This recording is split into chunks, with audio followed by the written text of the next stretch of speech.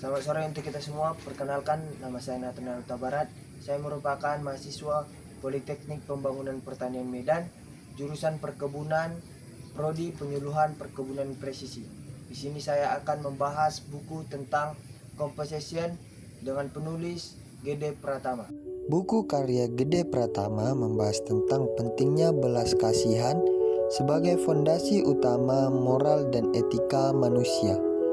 Penulis menyimpulkan bahwa persoalan hidup modern pada generasi Z ini akibat hilangnya kesadaran manusia yang menyebabkan sosial, stres, dan keserakahan manusia pada zaman sekarang.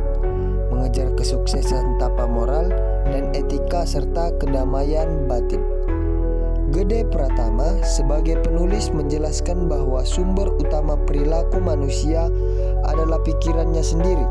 Pikiran yang penuh amarah, emosi, dan kecemasan akan melahirkan ketidaketisan, sedangkan pikiran yang tenang akan melahirkan tindakan bermoral. Oleh karena itu, etika tidak cukup dibangun melalui aturan eksternal, tetapi harus dimulai dengan pengelolaan pikiran. Konsep compassion atau belas kasih dalam buku ini dimaknai sebagai kemampuan memahami penderitaan orang lain dan memilih untuk tidak menyakiti baik melalui ucapan maupun tindakan. Belas kasih menjadi dasar hubungan sosial yang sehat karena mendorong empati, kesadaran, dan sikap saling menghargai. Dengan compassion, manusia tidak hanya memikirkan kepentingan pribadi, tetapi memikirkan dampak tindakannya terhadap orang lain. Buku ini menekankan pentingnya kesadaran diri sebagai etika hidup.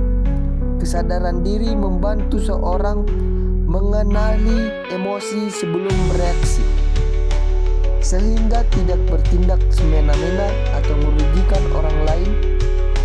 Menurut Gede Pratama, sebagai penulis, orang yang beretika adalah orang yang bisa mengendalikan dirinya, bukan orang yang hanya sekedar mematuhi norma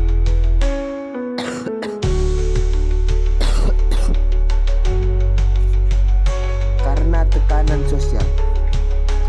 Pesan untuk generasi Z, buku ini secara langsung mengingatkan bahwa tanpa kesadaran batin dan belas kasih, teknologi justru dapat dipakai sebagai ujaran kebencian dan memperparah moral dari generasi Z.